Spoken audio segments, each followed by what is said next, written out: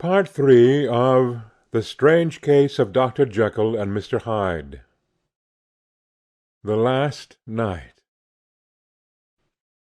Mr. Utterson was sitting by his friends one evening after dinner, when he was surprised to receive a visit from Poole. "Bless me, Poole, what brings you here?" he cried, and then, taking a second look at him, "What ails you?" he added. "Is the doctor ill?" "Mr. Utterson," said the man, "there is something wrong." "Take a seat, and here is a glass of wine for you," said the lawyer. "Now take your time, and tell me plainly what you want." "You know the doctor's ways, sir," replied Poole, "and how he shuts himself up. Well, he's shut up again in the cabinet, and I don't like it, sir. I wish I may die if I like it. Mr. Utterson, sir, I am afraid." "Now, my good man," said the lawyer, "be explicit. What are you afraid of?" "I've been afraid for about a week," returned Poole, doggedly disregarding the question, "and I can bear it no more." The man's appearance amply bore out his words. His manner was altered for the worse, and except for the moment when he had first announced his terror, he had not once looked the lawyer in the face.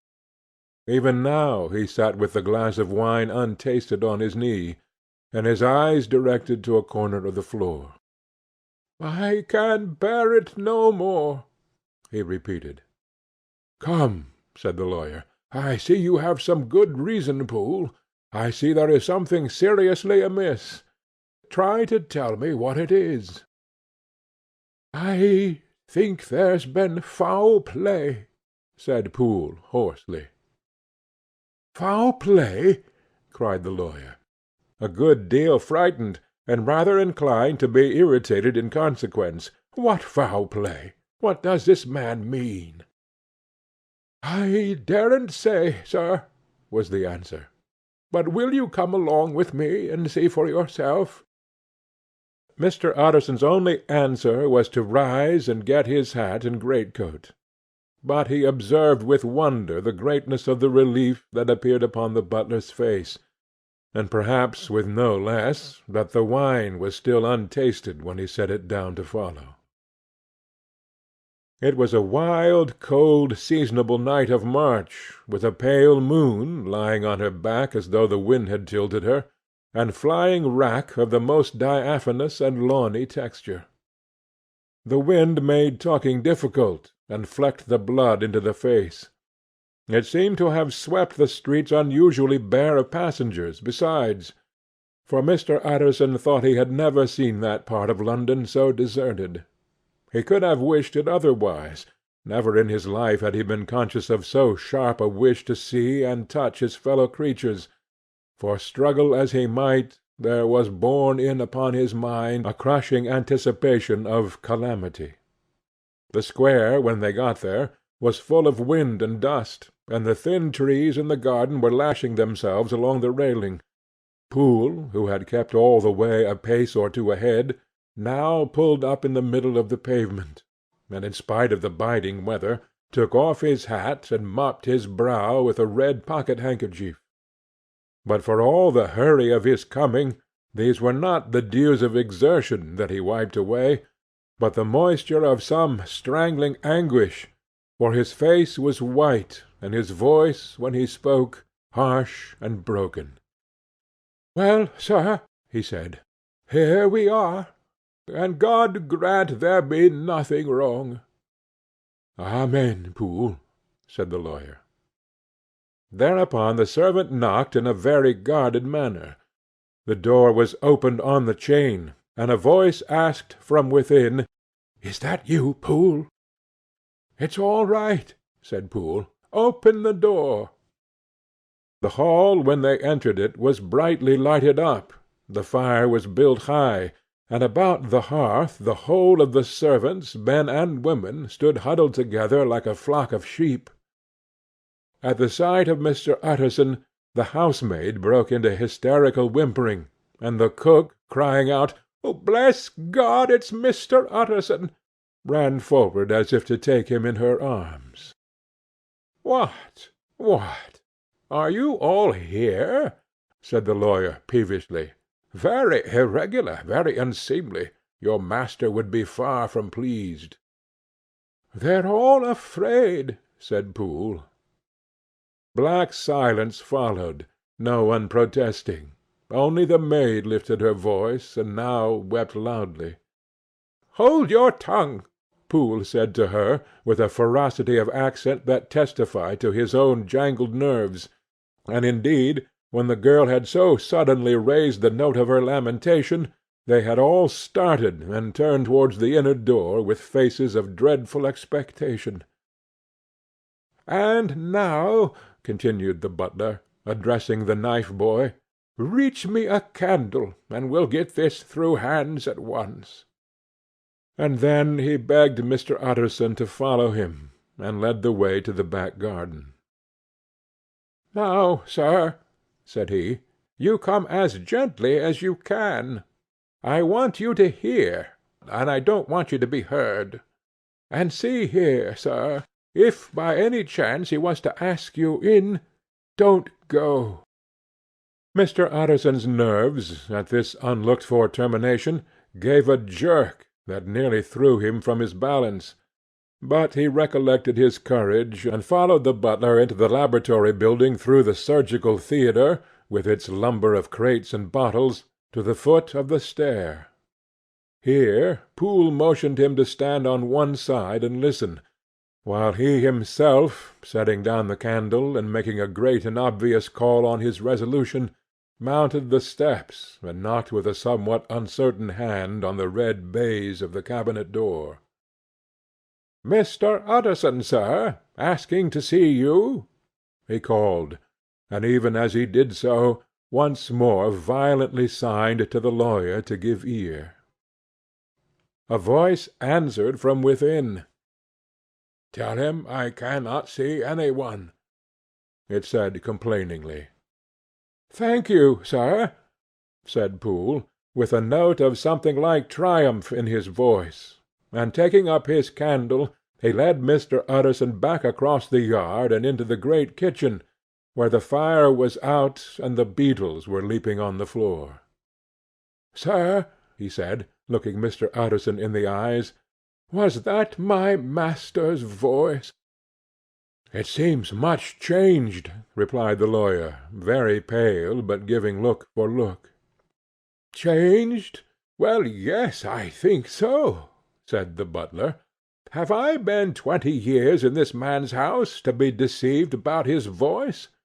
No, sir. Master's made away with. He was made away with 8 days ago, when we heard him cry out upon the name of God. And who's in there instead of him, and why it stays there, is a thing that cries to heaven, Mr. Utterson." "This is a very strange tale, Poole. This is rather a wild tale, my man," said Mr. Utterson, biting his finger. "Suppose it were as you suppose, supposing Dr. Jekyll to have been, well, murdered, what could induce the murderer to stay? That won't hold water. It doesn't commend itself to reason." "Well, Mr. Utterson, you are a hard man to satisfy, but I'll do it yet," said Poole. "All this last week, you must know, him, or it, or whatever it is that lives in that cabinet, has been crying night and day for some sort of medicine, and cannot get it to his mind. It was sometimes his way, the master's that is, to write his orders on a sheet of paper and throw it on the stair. We've had nothing else this week back, nothing but papers and a closed door, and the very meals left there to be smuggled in when nobody was looking. Well, sir, every day, aye, and twice and thrice in the same day, there have been orders and complaints, and I have been sent flying to all the wholesale chemists in town. Every time I brought the stuff back, there would be another paper telling me to return it, because it was not pure, and another order to a different firm. This drug is wanted bitter bad, sir, whatever for." "Have you any of these papers?" asked Mr. Utterson. Poole felt in his pocket and handed out a crumpled note, which the lawyer, bending nearer to the candle, carefully examined. Its contents ran thus: "Dr. Jekyll presents his compliments to Messrs. Maw. He assures them that their last sample is impure and quite useless for his present purpose. In the last year Dr. J. purchased a somewhat large quantity from Messrs. M. He now begs them to search with most sedulous care, and should any of the same quality be left, forward it to him at once. Expense is no consideration. The importance of this to Dr. J. could hardly be exaggerated." So far the letter had run composedly enough, but here, with a sudden splutter of the pen, the writer's emotion had broken loose. "For God's sake," he added, "find me some of the old." "This is a strange note," said Utterson, and then sharply, "How do you come to have it open?" "The man at Maw's was main angry, sir, and he threw it back to me like so much dirt," returned Poole. "This is unquestionably the doctor's hand, do you know?" resumed the lawyer. "I thought it looked like it," said the servant rather sulkily, and then with another voice, "But what matters hand of write?" he said. "I've seen him." "Seen him?" repeated Mr. Utterson. "Well?" "That's it," said Poole. "It was this way. I came suddenly into the theatre from the garden. It seems he had slipped out to look for this drug, or whatever it is, for the cabinet door was open, and there he was at the far end of the room digging among the crates. He looked up when I came in, gave a kind of cry, and whipped upstairs into the cabinet. It was but for 1 minute that I saw him, but the hair stood upon my head like quills. Sir, if that was my master, why had he a mask upon his face? If it was my master, why did he cry out like a rat and run from me? I have served him long enough, and then—" The man paused and passed his hand over his face. "These are all very strange circumstances," said Mr. Utterson, "but I think I begin to see daylight. Your master, Poole, is plainly seized with one of those maladies that both torture and deform the sufferer. Hence, for aught I know, the alteration of his voice; hence the mask and the avoidance of his friends; hence the eagerness to find this drug, by means of which the poor soul retains some hope of ultimate recovery. God grant that he be not deceived. There is my explanation. It is sad enough, Poole, ay, and appalling to consider, but it is plain and natural, hangs well together, and delivers us from all exorbitant alarms." "Sir," said the butler, turning to a sort of mottled pallor, "that thing was not my master, and there's the truth. My master," here he looked round him and began to whisper, "is a tall fine build of a man, and this was more of a dwarf." Utterson attempted to protest. "Oh, sir," cried Poole, "do you think I do not know my master after 20 years? Do you think I do not know where his head comes to in the cabinet door, where I saw him every morning of my life? No, sir, that thing in the mask was never Dr. Jekyll. God knows what it is, but it was never Dr. Jekyll, and it is the belief of my heart that there was murder done." "Poole," replied the lawyer, "if you say that, it will become my duty to make certain. Much as I desire to spare your master's feelings, much as I am puzzled by this note which seems to prove him to be still alive, I still consider it my duty to break in that door." "Ah, Mr. Utterson, that's talking!" cried the butler. "And now comes the second question," resumed Utterson. "Who is going to do it? Why, "You and me, sir," was the undaunted reply. "That's very well said," returned the lawyer, "and whatever comes of it, I shall make it my business to see you are no loser." "There is an axe in the theatre," continued Poole, "and you might take the kitchen poker for yourself." The lawyer took that rude but weighty instrument into his hand and balanced it. "Do you know, Poole," he said, looking up, "that you and I are about to place ourselves in a position of some peril?" "You may say so, sir, indeed," returned the butler. "It is well, then, that we should be frank," said the other. "We both think more than we have said. Let us make a clean breast. This masked figure that you saw, did you recognize it?" "Well, sir, it went so quick, and the creature was so doubled up, that I could hardly swear to it," was the answer. "But if you mean, was it Mr. Hyde? Why, yes, I think it was. You see, it was much of the same bigness, and it had the same quick, light way with it. And then who else could have got in by the laboratory door? You have not forgot, sir, that at the time of the murder he had still the key with him. But that's not all. I don't know, Mr. Utterson, if you ever met this Mr. Hyde?" "Yes," said the lawyer, "I once spoke with him." "Then you must know as well as the rest of us that there was something queer about that gentleman, something that gave a man a turn.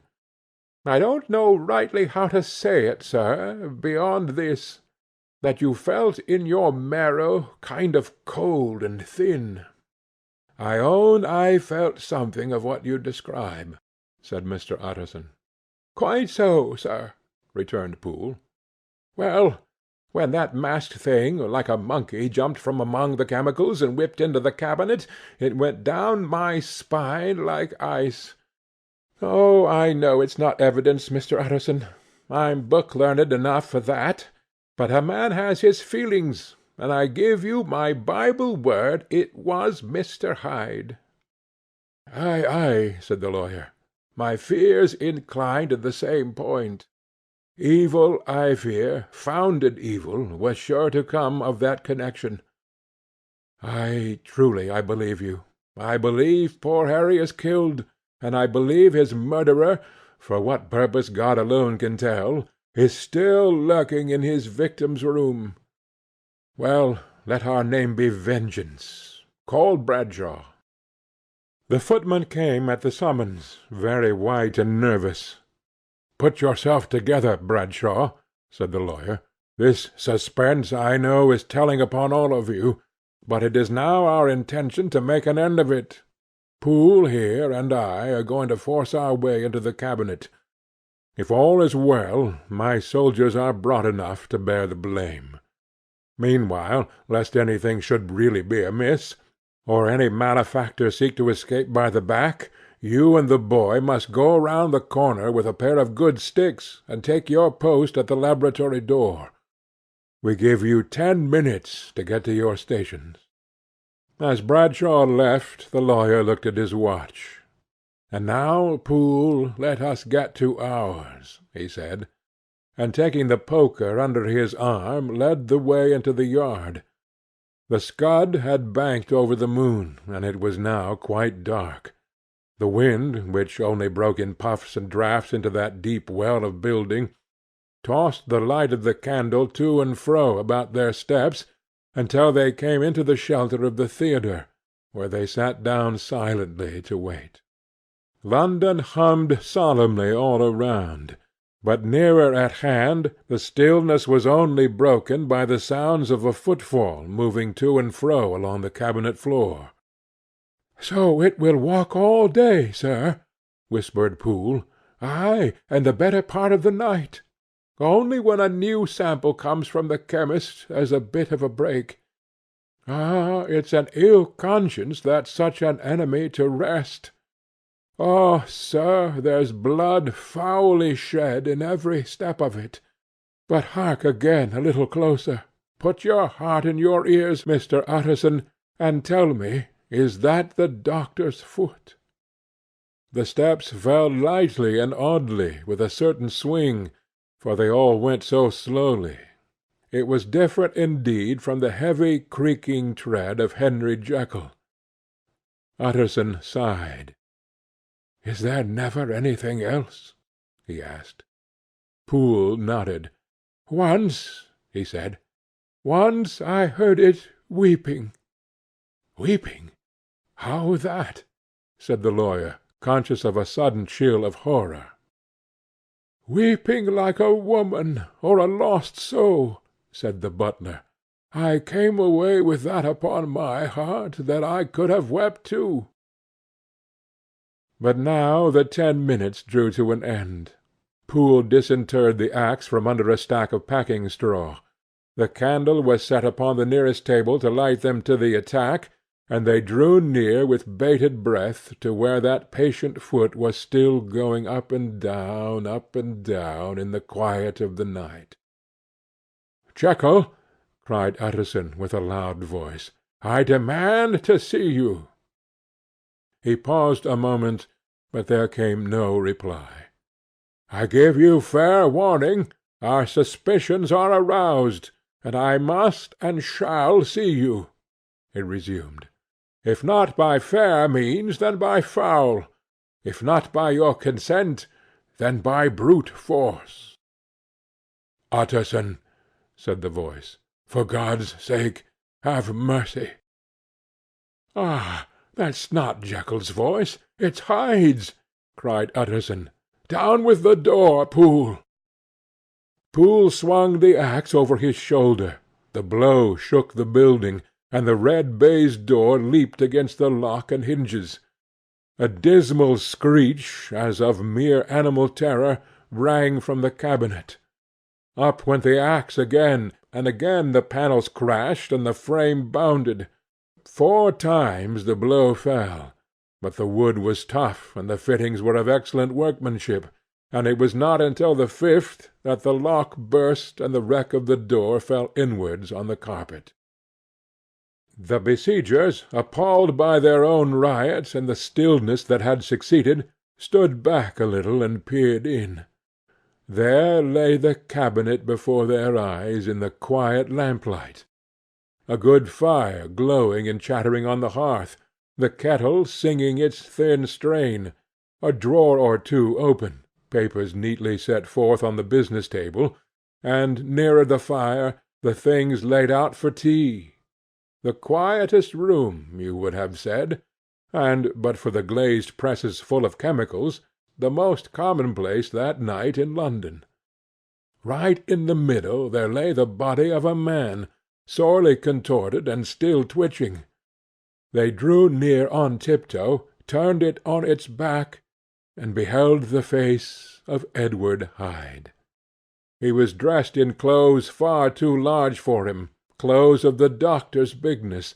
The cords of his face still moved with a semblance of life, but life was quite gone, and by the crushed phial in the hand, and the strong smell of kernels that hung upon the air, Utterson knew that he was looking on the body of a self-destroyer. "We have come too late," he said sternly, "whether to save or punish. Hyde is gone to his account, and it only remains for us to find the body of your master." The far greater proportion of the building was occupied by the theatre, which filled almost the whole ground story and was lighted from above, and by the cabinet, which formed an upper story at one end and looked upon the court. A corridor joined the theatre to the door on the by-street, and with this the cabinet communicated separately by a second flight of stairs. There were besides a few dark closets and a spacious cellar. All these they now thoroughly examined. Each closet needed but a glance, for all were empty, and all, by the dust that fell from their doors, had stood long unopened. The cellar, indeed, was filled with crazy lumber, mostly dating from the times of the surgeon who was Jekyll's predecessor, but even as they opened the door they were advertised of the uselessness of further search, by the fall of a perfect mat of cobweb which had for years sealed up the entrance. Nowhere was there any trace of Henry Jekyll, dead or alive. Poole stamped on the flags of the corridor. "He must be buried here," he said, hearkening to the sound. "Or he may have fled," said Utterson, and he turned to examine the door in the by-street. It was locked, and lying near by on the flags they found the key, already stained with rust. "This does not look like use," observed the lawyer. "Use!" echoed Poole. "Do you not see, sir, it is broken, much as if a man had stamped on it." "Ay," continued Utterson, "and the fractures too are rusty." The two men looked at each other with a scare. "This is beyond me, Poole," said the lawyer. "Let us go back to the cabinet." They mounted the stair in silence, and still with an occasional awestruck glance at the dead body, proceeded more thoroughly to examine the contents of the cabinet. At one table there were traces of chemical work, various measured heaps of some white salt being laid on glass saucers, as though for an experiment in which the unhappy man had been prevented. "That is the same drug that I was always bringing him," said Poole, and even as he spoke the kettle, with a startling noise, boiled over. This brought them to the fireside, where the easy-chair was drawn cosily up, and the tea-things stood ready at the sitter's elbow, the very sugar in the cup. There were several books on a shelf. One lay beside the tea-things open, and Utterson was amazed to find it a copy of a pious work, for which Jekyll had several times expressed a great esteem, annotated in his own hand with startling blasphemies.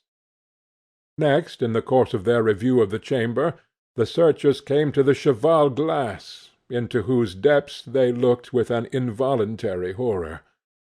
But it was so turned as to show them nothing but the rosy glow playing on the roof, the fire sparkling in 100 repetitions along the glazed front of the presses, and their own pale and fearful countenances stooping to look in. "This glass has seen some strange things, sir," whispered Poole.